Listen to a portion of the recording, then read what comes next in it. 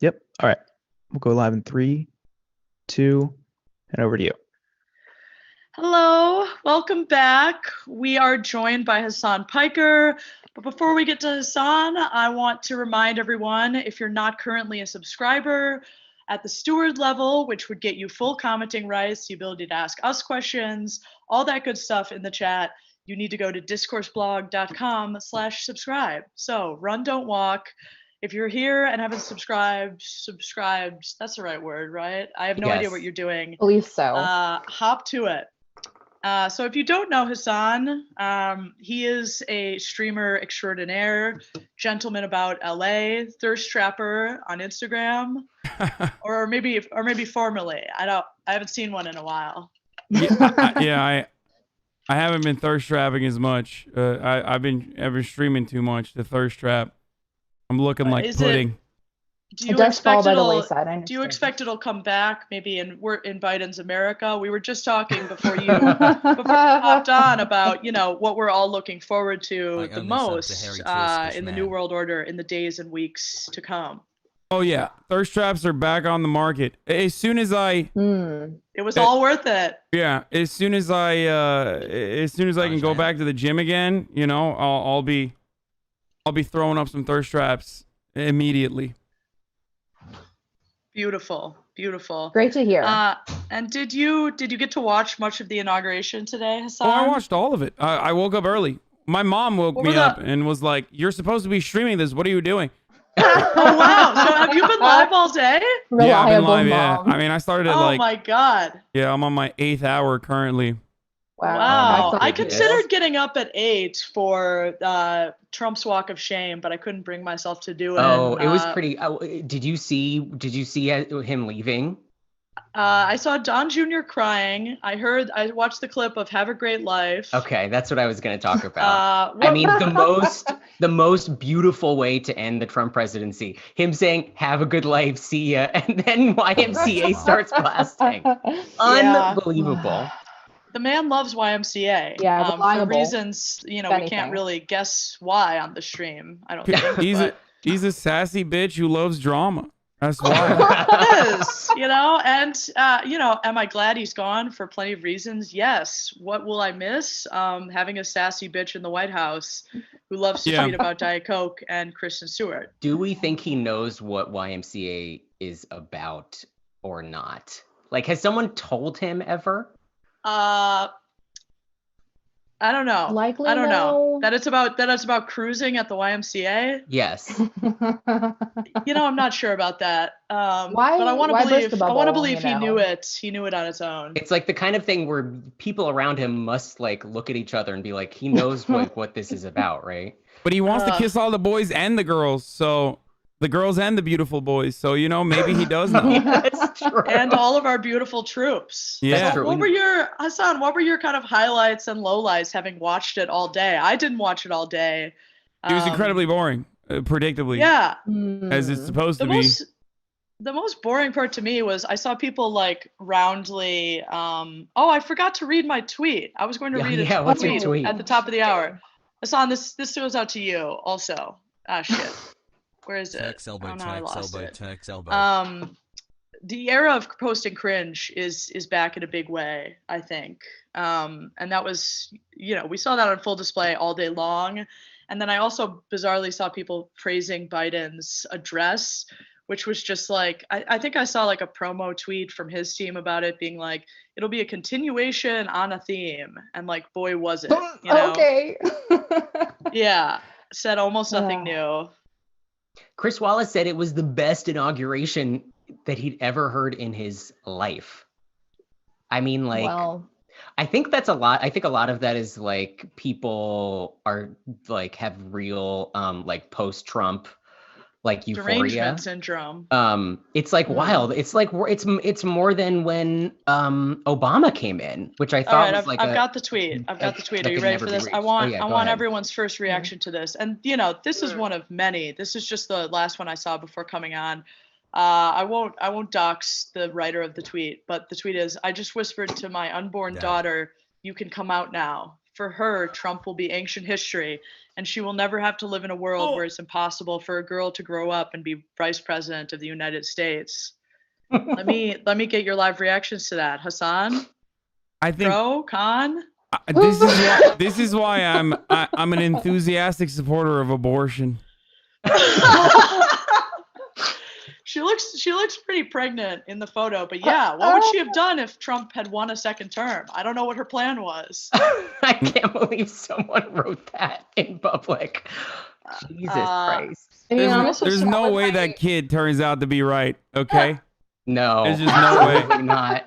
Well, like that kid is going to see someday that like their parent posted that and is going to be like, why did you do that to me?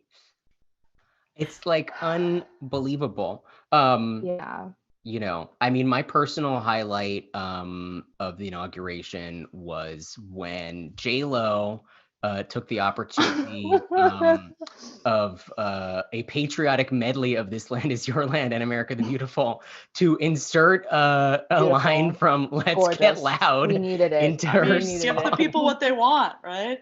You know, that was like absolutely you know, America at its most insane. Hasan, I don't know. It's most epic. I don't know, you know, if that was a highlight for you, but was there anything? There was zero that highlights stood out for me. to No, you? there was Nothing none at all. Zero. No, it was awful. It was so awful. And I guess I'm used to it at this point where, like, you know how the media always has to lie about certain things, like keep up appearances, like, you know, they had cut out like a documentary in the 3 hours after like the hog rebellion occurred on the Capitol, where like they literally had a special that night about like the importance of those walls, those sacred walls that were breached, right?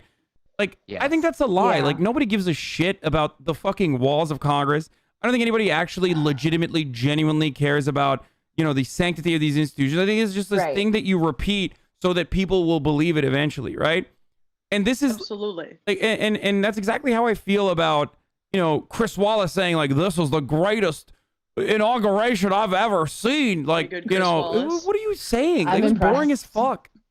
How can you say that with a straight face? We were talking about this before you hopped on, Hasan.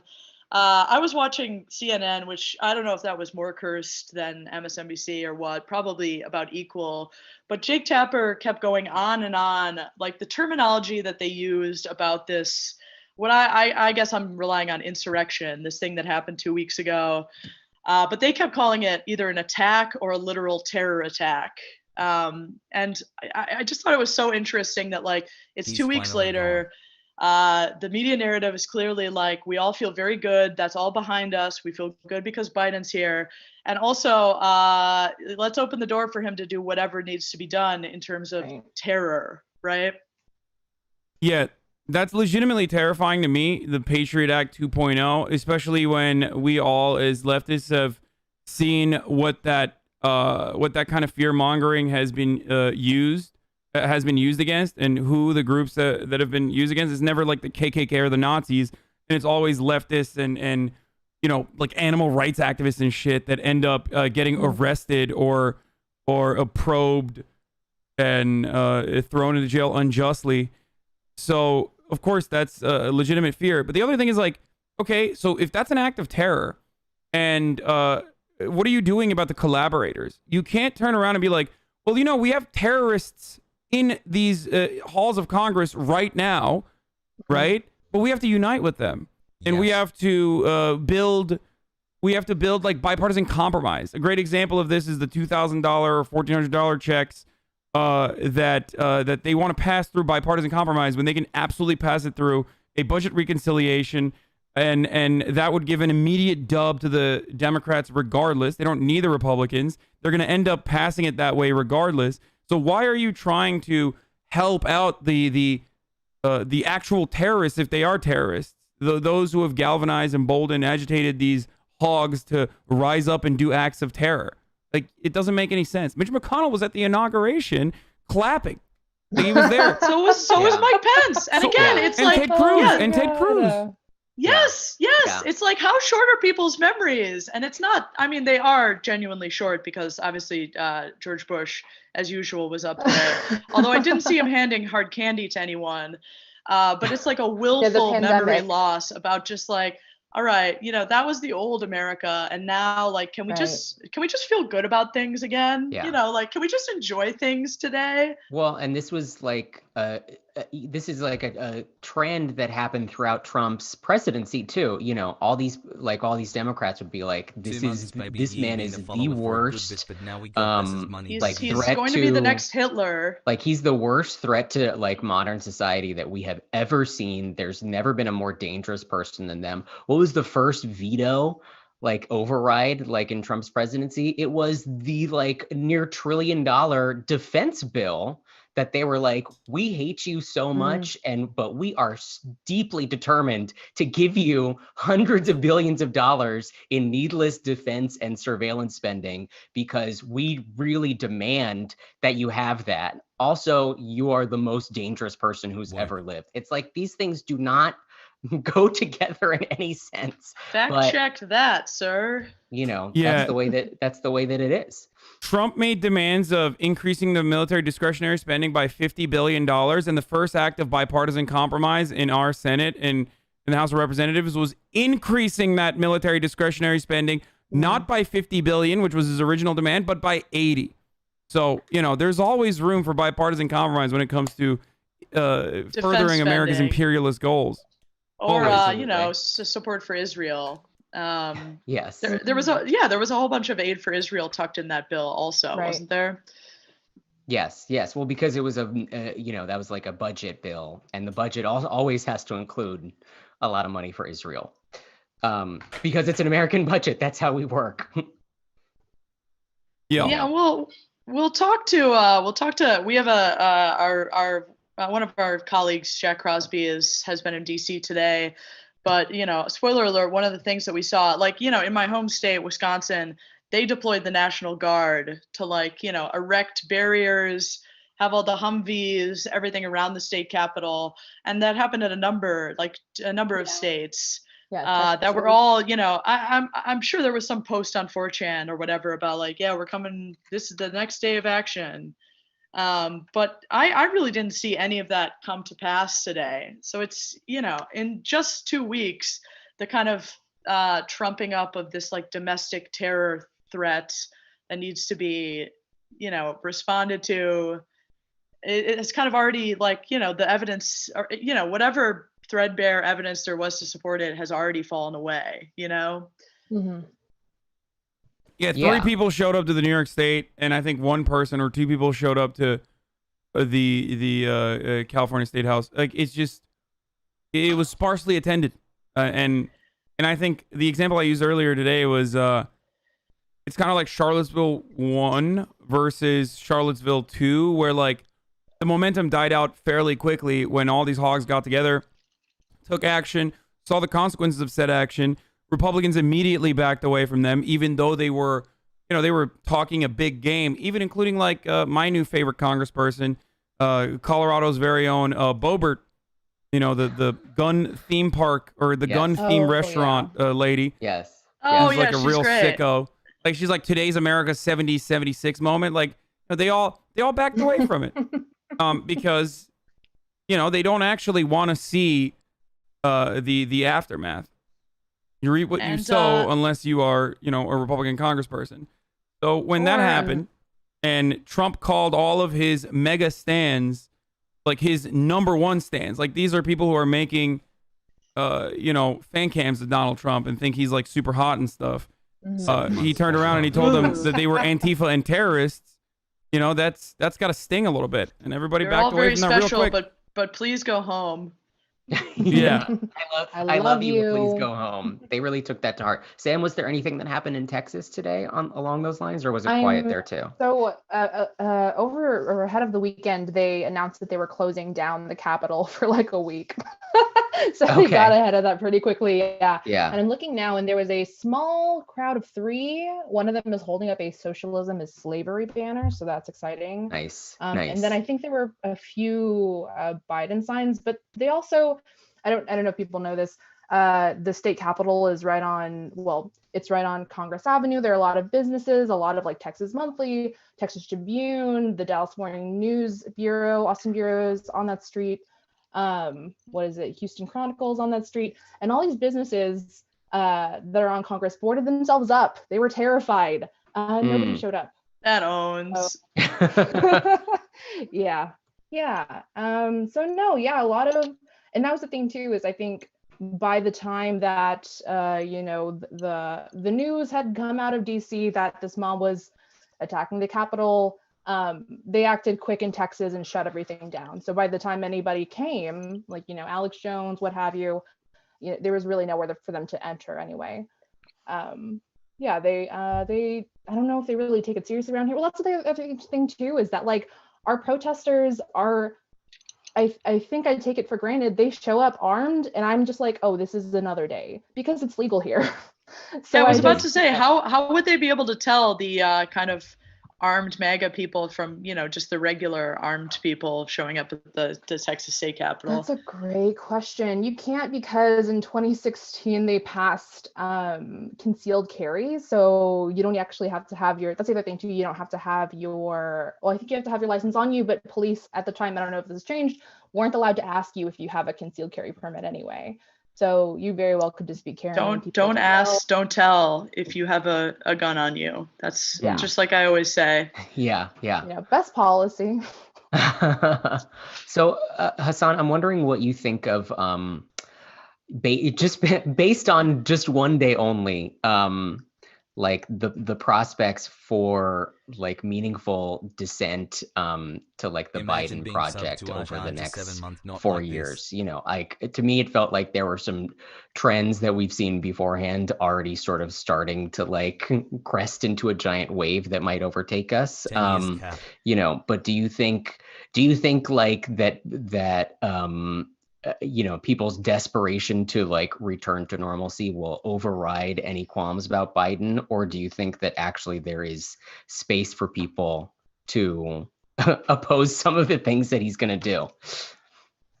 Well, it depends on what angle we are dissenting from. Like if you're talking about leftist or more progressive dissent, I think we're going back to just silencing the left at every step. If we're talking about dissent, oftentimes cynically launched against the Biden administration from the right, then that will be taken with the utmost seriousness, because Joe Biden is a centrist. He is the most important, he's the best centrist in Congress, as his track record shows. That's why we elected him. He's the most electable, right?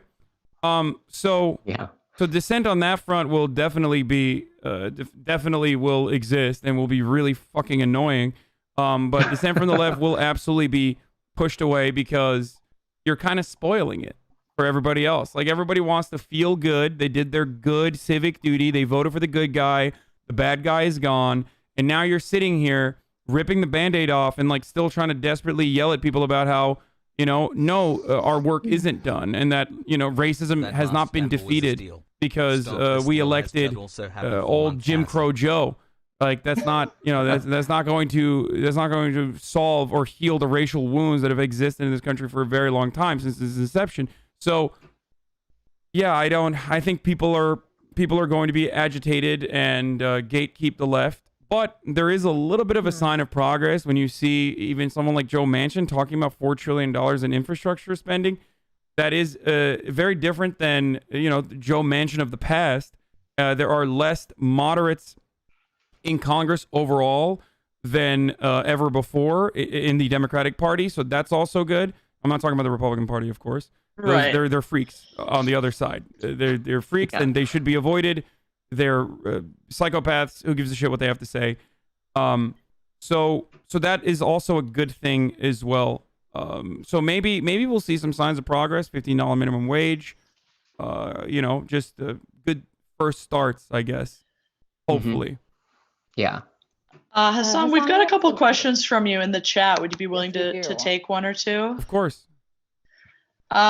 Looking 4 to 8 years in the future, if you had to pick, which GOP ghoul do you think will be nominated next time around?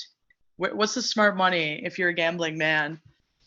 I think it's entirely dependent on how the Democrats act in these upcoming 4 years. If they go back to tepid neoliberalism and centrist attitudes, you will probably see you'll probably see like a Matt Gaetz type. I think maybe not even like Josh Hawley. I think everyone always says like Josh Hawley and Tom Cotton, but I think those guys are too boring and they're not like real Trumpian enough. Especially Hawley. Like, dude, you're a Stanford graduate. Like, shut the fuck up. Tom Cotton has like negative personality. Yeah, like exactly. I can't imagine him like, you know, being on a national campaign circuit and people being like, yeah, that's my alpha male guy. Yeah. I think a lot of people immediately go and say like a real fascist like Tom Cotton or someone who will absolutely have like a ideological predisposition towards fascism like Josh Hawley who will use it. But I think like the real sleeper picks are people like Matt Gaetz. I don't even know if he's eligible to run at that point. I don't know how old he is, but I think he is. He probably is. Will He be. just looks like a baby. He looks like a child, so I just assume he's he's very I know strange. that he's like a decade older than his fiance. I think that's what and his son. Well, and Matt Gaetz, you know, we'd be remiss if we didn't congratulate him on his recent engagement to a woman named Chipper or something like that. Really? Her name is it's not Brandy, it's literally like Crystal or something, a real human woman. So congrats to him on that. Yes. Good for him. I'll run for president when the Ginger. Thank you. Yeah. He's 38 by the way, so he can definitely do it. Get to see him. Okay, well, good to know. For all you do. I think there's the other sleeper picks is like someone like Tucker Carlson, maybe like real, WASP nationalism, or if the Democrats actually do implement some progressive policies or are a little bit more aggressive at the very least, because even centrist Democrats like Pete Buttigieg are more interested nowadays in attacking the Republican Party, and that could be a message change or an attitude shift in the Democratic Party. I don't know if that'll actually happen, but I have seen the younger Democrats and Democratic freshmen not holding back at all with their rhetoric against the Republican Party. If that does occur, then I think Republicans go to a defensive position and like look for another Mitt Romney type in their party, as opposed to someone further right or someone in the Trumpian mold. Yeah, like a Mike Pence type. Sweet. Yeah, that feels right to me. And Crenshaw. In the meantime, they'll all it'll be it honestly kind of, I wasn't exactly voting age in the Bush years, but to me it feels a little bit like a return in some ways, where like I just remember the vibe, when we first invaded Iraq, that was like, if you were someone on the left who opposed the war, you might as well have been bombing buildings yourself or something. It was just the way liberals clamped down on any critique from the left. Like, it's that self-policing thing, which the liberals are so good at. And I think we'll see plenty of that to come because, people just want to feel good and we got the bad guy out, right? Yeah, absolutely. They're great at gatekeeping. They're great at being a bottleneck for any sort of like progressive momentum, no matter how organically it forms within their party. It's pretty obvious that they are willing to risk loss as long as they're successful at like stopping any sort of leftist momentum from occurring within the party. Look at 2016. Yeah. Yes. Running it's Hillary absolutely Clinton. More important to them to keep the left out of power than to keep the right out of power. Oh, absolutely. Which is why they're 100%. addicted to losing. One more question for you, Hasan, and then we should probably let you go. Do you think there's any, this is from a discourse blog reader, do you think there's any way we avoid a scenario in which Biden just wastes 4 years trying to compromise with Republicans and helps no one, and then Trump or worse is elected in 2024? I guess we kind of talked about the latter, but, what, if anything, do you think are our prospects for things Biden will do in office? I'm actually a little bit more hopeful than I was maybe a month ago even. Yeah? I think that, for real. I like seeing the immigration legislation that the Biden camp is putting forward immediately, offering amnesty in the next 8 years, like a pathway to citizenship for undocumented immigrants living on U.S. soil, is one, incredibly popular. It is well received by all sides. Republicans think that this is good legislation as well. And that's, of course, before we start talking about it in Fox News and how this will be used as like a communist open borders welcome mat for every dangerous, MS-13 person or something. But without that kind of racial agitprop, it is something that is, it is a proposal that, Republicans were on board with. It was a proposal that Bush would have even implemented if it wasn't for 9/11, and then the super aggro approach that we took in regards to immigration, the ICE, Department of Homeland Security, all that. But before that, it was Reagan era proposals as well. So it's definitely something that could work, even though it is certainly considered controversial by Republican politicians. It's a popular one, but I do think it's still technically radical in comparison to the past 4 years of Trump administration policies on immigration, which was white nativist. So I don't think he's going to disband ICE anytime soon, unfortunately. But I do think that that is good. It's a good first step, because that then also comes along with offering citizenship, like fast-track citizenship to DACA recipients and other people on temporary protected status. Yeah, so that is a sign of hope for someone for someone like myself, who's otherwise very cynical, very pessimistic about the future under a Biden administration. I fear that it's going to be the next 4 years are going to be revolving around deficit hawks, consistently talking about the deficit this, deficit that, completely forgetting the fact that they gave gigantic taxes to corporations and the wealthy. So on that front, I don't know. Maybe we might let go of the deficit hawking, considering Bernie's position in the Senate now and the power that he's going to hold, and also on top of that, like I said, Joe Manchin and everyone else talking about trillions of dollars being spent on infrastructure plans. As far as healthcare goes, though, I legitimately do not believe that they're even going to push for the public option. I have been very suspicious about this for a very long time. These motherfuckers are not even going to push for the public option. They're just going to let that go. They're not even going to do that. And that's what they promised. The best we're going to get is like some coupons, sending out coupons to seniors for like 10% off your Humira or something. Deals. Yeah. Or tax credits, something like that. Yeah. No, I think that's right. They're going to be like, we can't do it for XYZ. Sorry. Yeah, absolutely. I mean, I also fear, I did kind of want to end on a hopeful note, because you actually did have one, Hasan, and I have nothing hopeful to offer people. My biggest fear, I guess, is, opening the door wide to people like Larry Summer, coming off of a pandemic whenever we are actually coming off. Hasan, you're in LA, so things are extremely bad there. Yeah, exactly. If that is ever a thing, coming off of mass unemployment, fucked economy, basically, what better time, even if you're a Democrat, to do, cutting entitlements even closer to the bone. I guess it would just be cutting a bone now, because there's hardly any fat on those cows to begin with, but. Yeah. Let's hope. Let's hope not. Let's hope not. They did run on protecting the pre-existing social safety nets, and I think that is something you can hold them to account. I wouldn't expect them to actually raise tax on the wealthy back to pre-Trump levels. I don't know if that's going to happen. I think that's a too high of an ask.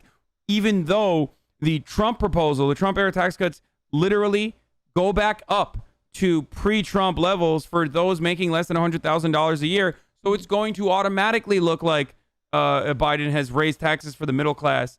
So maybe you can use that to your advantage. So it's almost like, why not commit and do it all the way? Yeah. You're going to get slammed by the right for any perceived increase anyway.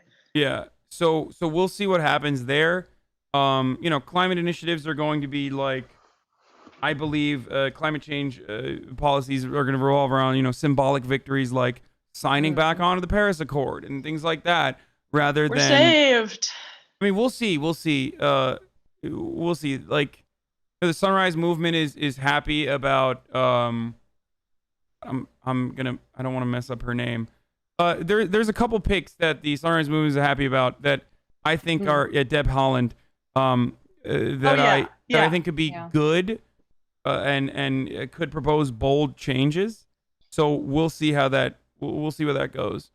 Well, and in the next 4 years, we'll be watching your Twitch stream. And if you're watching Hasan's Twitch stream and want to read us, again, discourseblog.com/subscribe.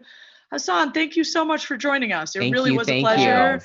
And best of luck, however many hours you're still going after this. Yes, log off at some point, please. Definitely not. I will never log off. About your sleep. All right, we're going to a short break, and then we will be back. Thank you, Hasan. Bye, guys. Thank you. Bye.